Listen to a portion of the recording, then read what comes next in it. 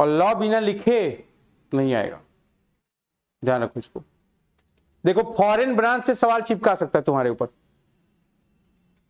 कि जी ये इसका रूल ही पूरा अलग, जो अभी तक पढ़े उससे अलग है ये, ठीक है। तुमको पता है ओपनिंग स्टॉक कहां जाएगा, तुमको पता है क्लोजिंग स्टॉक कहां जाएगा, तुमको पता है एसेट कहां जाएगी, तुमको पता है लायबिलिटी कहां जाएगी, तुमको पता है स्टॉक कहां जाएगा। बात समझ में आ रही नहीं? क्या लिखता है ये? फॉरेन ब्रांच, पढ़ो, इज द ब्रांच, ये भी क्या एक ब्रांच है, which is situated outside country या आउटसाइड द बेस लाइन या फ्रंटियर, कुछ भी बोल सकते हो आप, ठीक है। Following step were taken for accounting of foreign branch. तो कहने वाला देखो फॉरेन ब्रांच क्या है, जो ब्रांच आपकी डोमेस्टिक टेरिटरी को छोड़कर आउटसाइड टेरिटरी में स्टेब्लिश है उसको आप फॉरेन ब्रांच बोलोगे, ठीक है। इसके स्टेप है, सबसे पहले क्या करेंगे आप, reconcile head office and branch. सबसे पहले क्या करोगे, रिकंसाइल करोगे हेड ऑफिस और ब्रांच को। Transaction in respect book using their currency.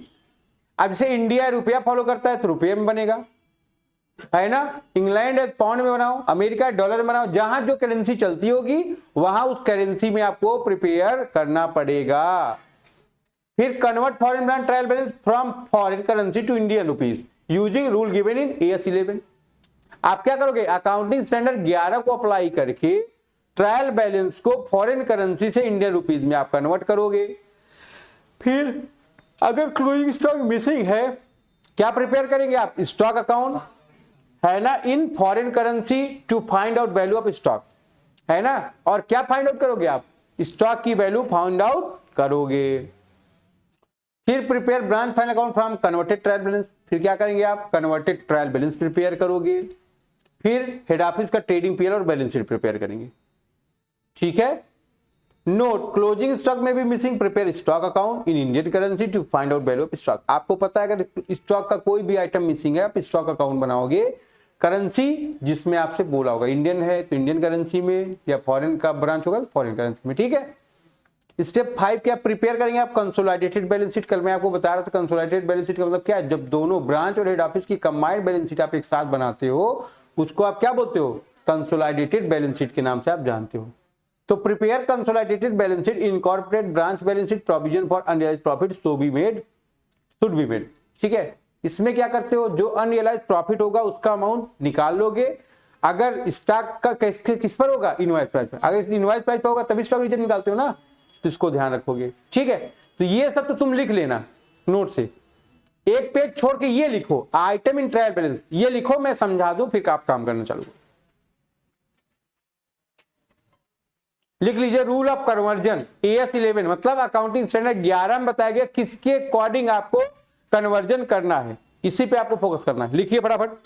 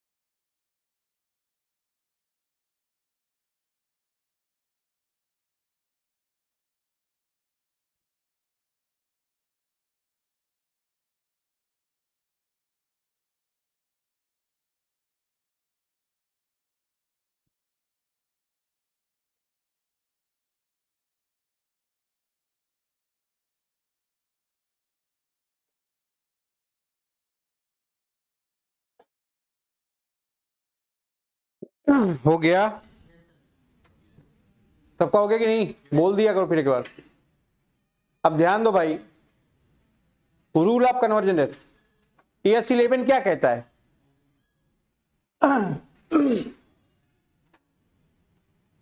Fixed assets, investment और डेप्रिसिएशन, इन तीनों को आप क्या करोगे? जिस दिन एसेट्स परचेज किए होगे उस दिन जो रेट दिया होगा उस रेट पे आप इसका कन्वर्जन करोगे। फिर current assets, current liability, short term loan, short term या लॉन्ग टर्म लोन, इन सबको आप क्लोजिंग डेट का जो रेट दिया होगा उस पर कन्वर्जन करेंगे। इनकम और एक्सपेंस को एवरेज रेट पर करोगे हमेशा, ध्यान रखोगे डेप्रिसिएशन को छोड़कर और आउटस्टैंडिंग एक्सपेंस को छोड़कर सारे खर्चे को किस रेट पर? एवरेज रेट पर। ठीक है यहां तक? फिर ओपनिंग स्टॉक को ओपनिंग रेट पर, ट्रांजैक्शन जो हेड ऑफिस ब्रांच का होगा उसको जो बैलेंस दिया होगा हेड ऑफिस के ट्रायल बैलेंस में उस पर रहेगा। ठीक है, नोट लिख लिया आप लोग?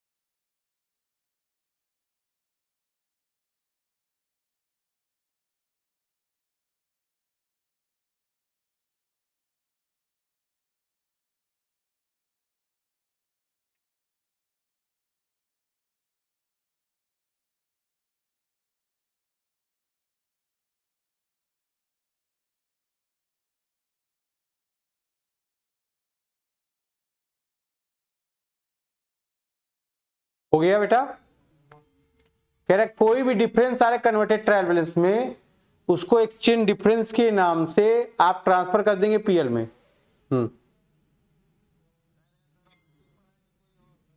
दोनों। ठीक है? Whenever branch managed to be given commission, then PL should be calculated using foreign currency and then converted in Indian rupees using closing rate. अगर कोई मैनेजर कमीशन ले रहा होगा उसको आप पीएल से कैलकुलेट करेंगे, पहले फॉरेन करेंसी में बाद में इंडियन रुपीज में कन्वर्ट कर लोगे। कौन सा रेट एप्लीकेबल होगा? Closing rate. If commission is given to the head office manager then it should be calculated on profit. ठीक है? अगर ऑफिस के मैनेजर को दे रहे हो तो उस पर उसको प्रॉफिट पर कैलकुलेट करोगे। हेड ऑफिस का प्रॉफिट, ब्रांच का प्रॉफिट दोनों ऐड कर दो, अनरियलाइज्ड प्रॉफिट माइनस कर दो, जो प्रॉफिट आ जाएगा उस पर कैलकुलेट करना है आपको। ठीक है? इसीलिए बोला गया कमीशन को हमेशा टोटल प्रॉफिट कैलकुलेट करते हो। ठीक है? टैक्स चार्ज करते हो हेड ऑफिस और head office only after charging all expense, है ना? इनकम का मतलब क्या है? इसमें से आप माइनस कर दो सारा खर्चा, जो बच जाएगा उसके ऊपर आप टैक्स लगाओगे।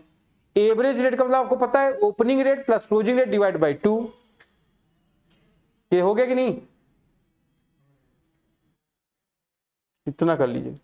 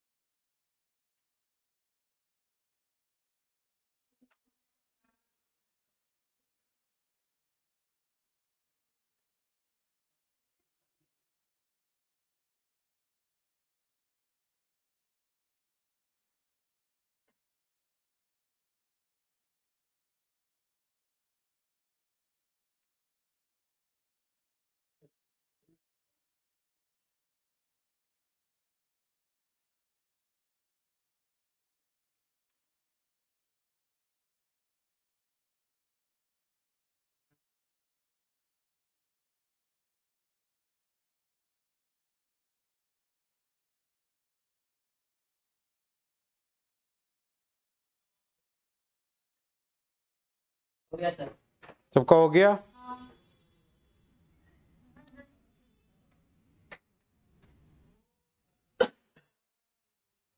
सबका हो गया भाई?